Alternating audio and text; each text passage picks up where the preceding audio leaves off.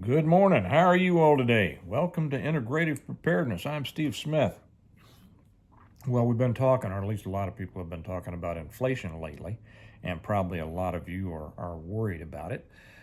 Probably a lot of you are getting hit with it, and so I want to talk about, and I've talked before about um, the fact that if you're being hit by inflation too badly, you're living too close to the edge of your money. But I understand that a lot of people are simply in that situation. And when I say those things, I don't mean to be derogatory about that. I just want you to do better. Okay. And I try to show you how to do better because only a nitwit doesn't want to do better, right? Before we get into that, I'm going to remind you that this, like all of my videos, are brought to you by our main sponsor, and that is, let me get them together here so I can show them to you.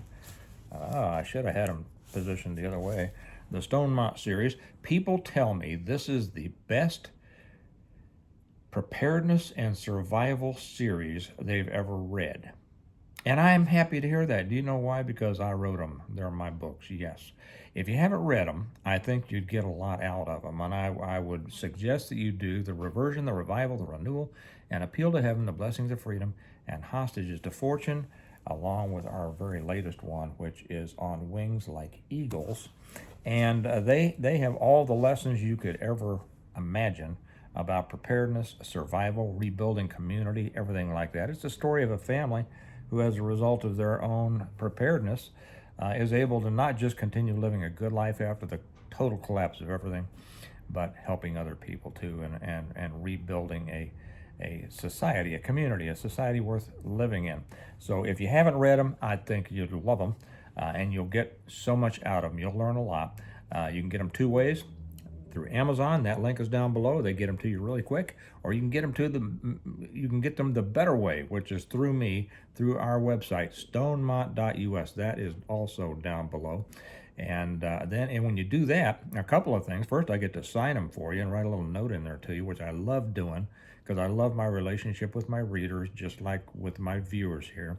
But also, if you order the whole set through the website, you can't do that through Amazon. But if you order the whole set, we give you a nice discount because we save a lot. When we send them as a set, we save a lot in shipping and handling, postage, everything like that. And we pass that on to you. And so why not, right? And then you've got them all. And when you do that also, when you buy the set through the website, we stick in the Stonemont notebook, which is cool. Be very useful for you at no charge to you. So there's that. Do that. That link is down below, stonemont.us.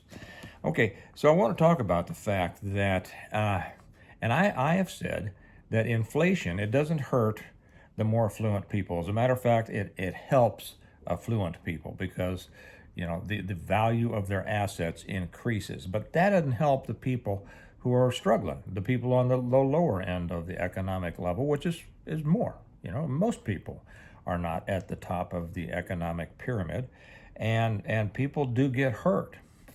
I want to tell you a little bit about. I'm going to read you a story, and a news story about what's happening in rural and small town America, and then I'm going to give my suggestion on how you should do it because I always have advice, right? But I have advice because I've done it. I've been about as low as you can get. I've lost everything, and I built back up, and so I just pass on those. And that's why I wrote my books. Is basically to teach people. Here's how to go about it, and you'll have a great life and a great time. Have you ever shopped in a Dollar General? I bet everybody has. I bet a lot of you do regularly, right?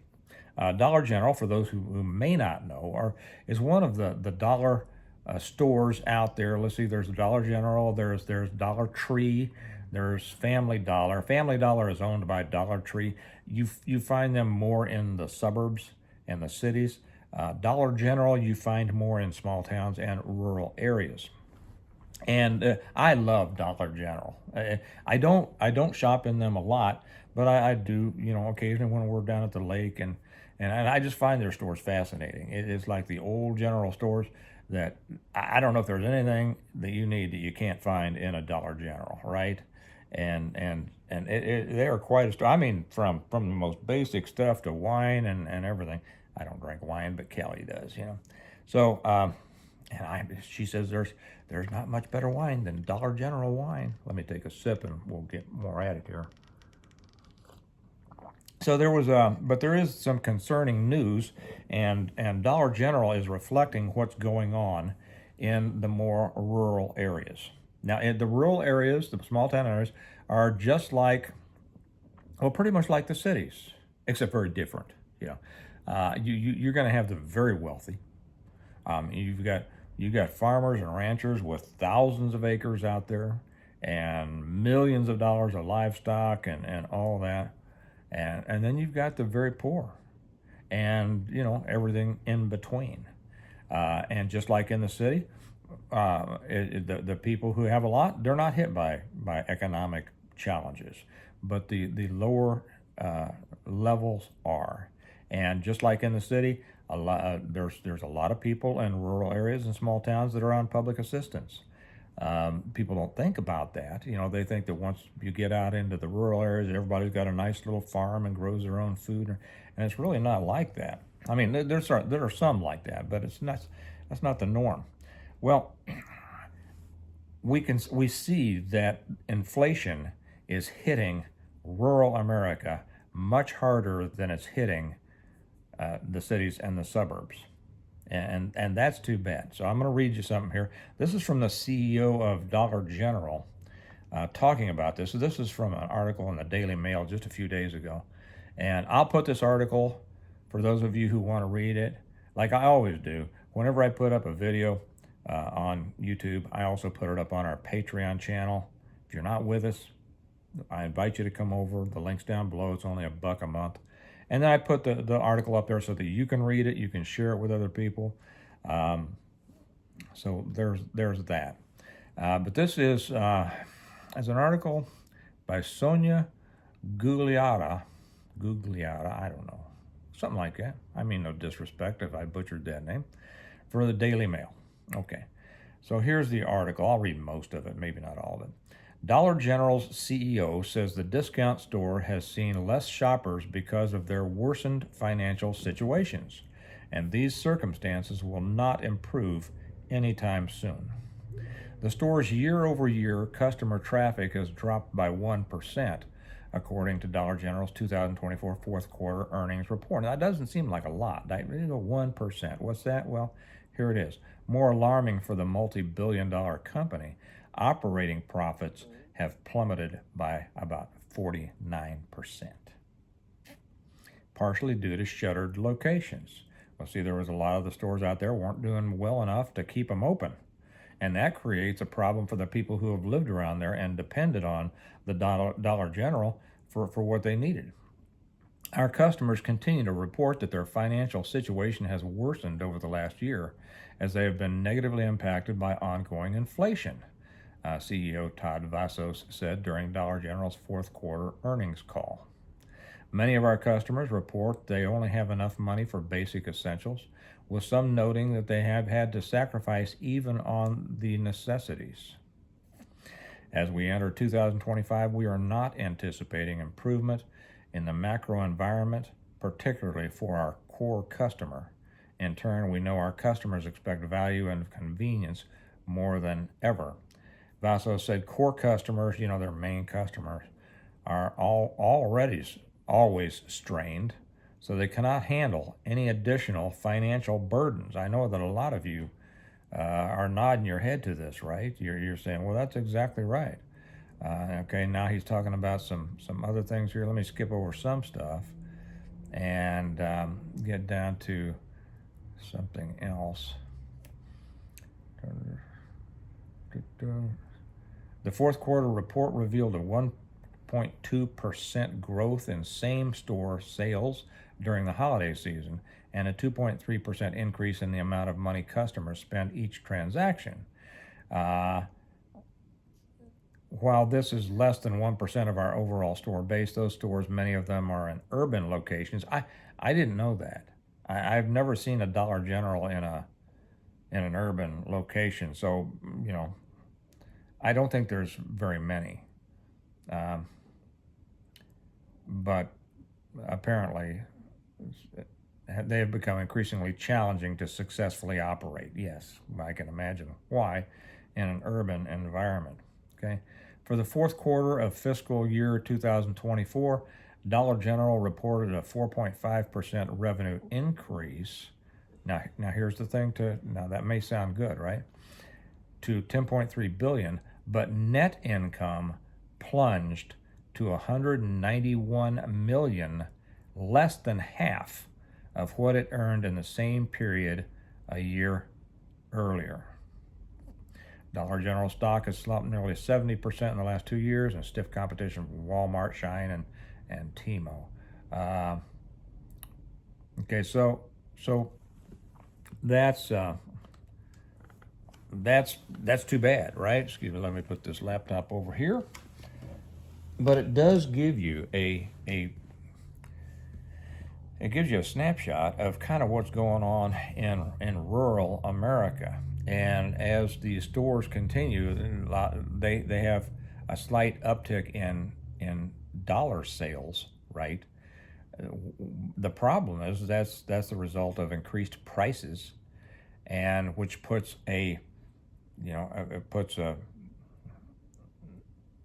it, what am I trying to say here? For a guy who writes books, sometimes I have a hard time finding the right word, but it gives a challenge to those people who are already so close to the line, right?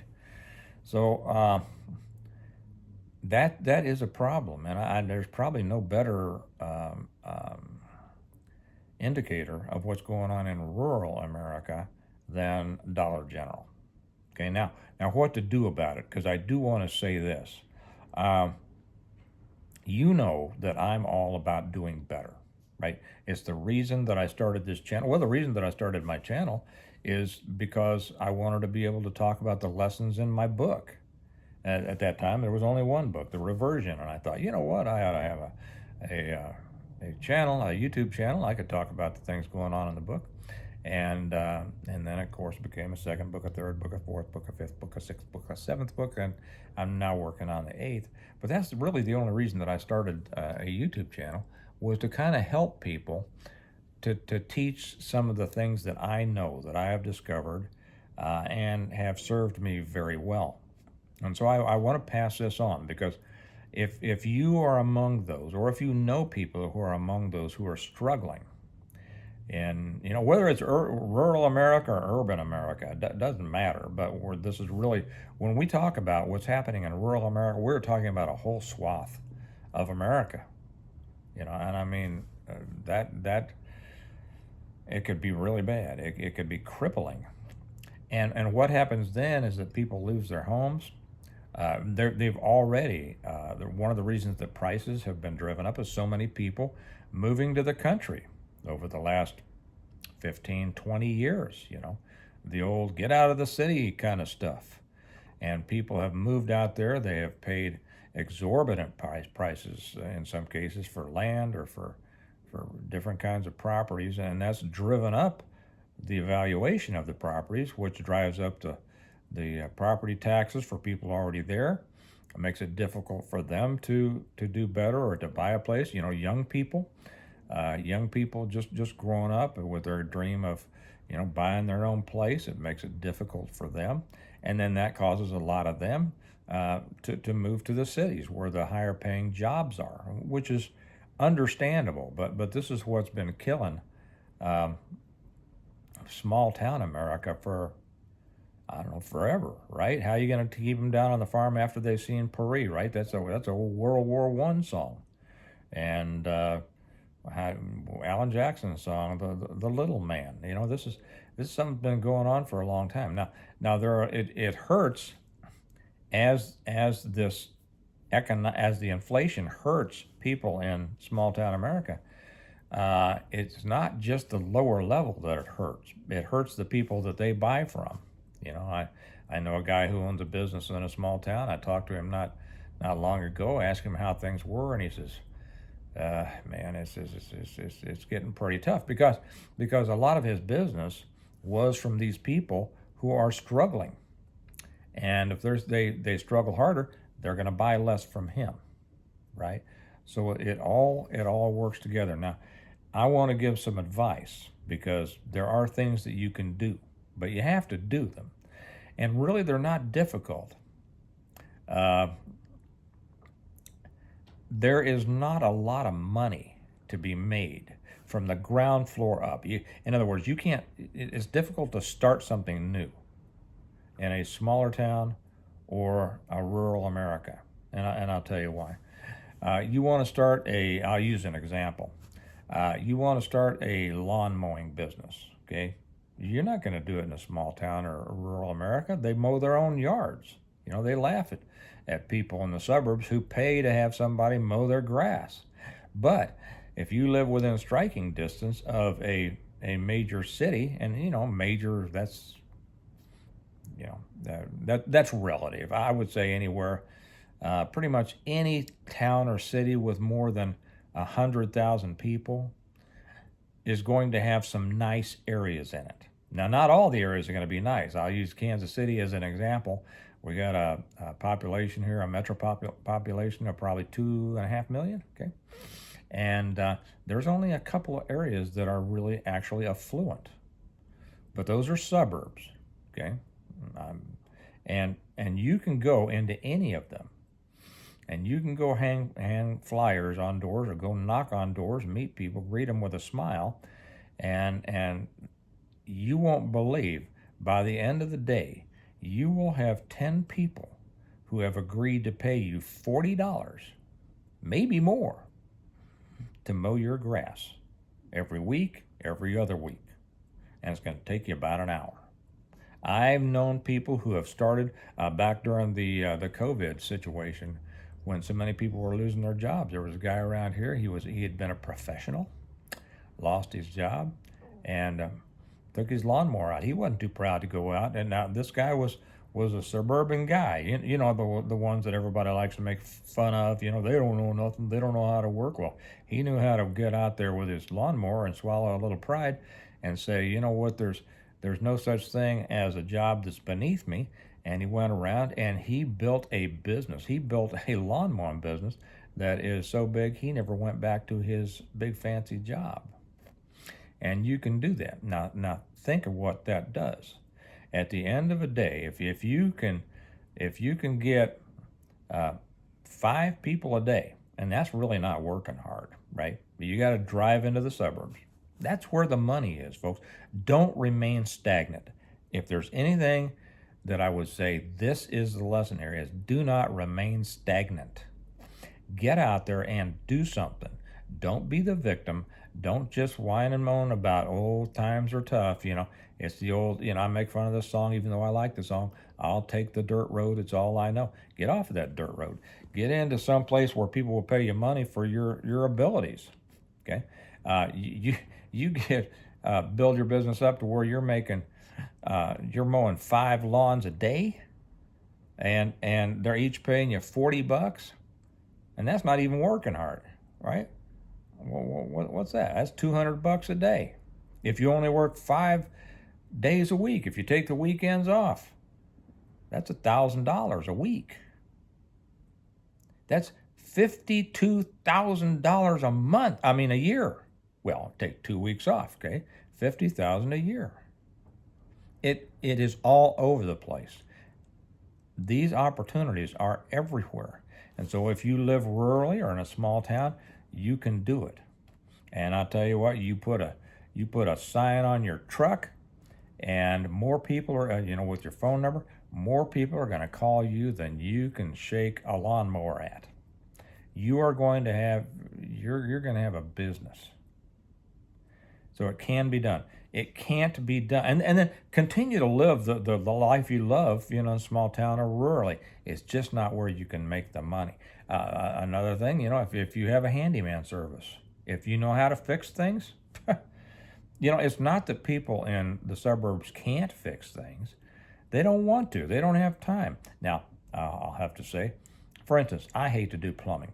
Kelly is our plumber. Because I'm not a plumber. I don't have a plumbing truck out front. And every time there's a plumbing situation, it's 10 trips to Home Depot. I don't have time. I don't want to do it. I'd rather be doing something else. I'd rather be doing what I do for a living, right? Or I'd rather just be drinking a beer. I do what I do for a living so that I can pay somebody else what they do for a living. You see, that's how the economy works. So you be that. And if you are a good fix-it person, or a painter, or anything, any kind of service situation, you can come in. Don't go into the city. Come into the suburbs. And don't just go into any suburb, because there's a lot of blue-collar suburbs. Go into the white-collar suburbs and let them know.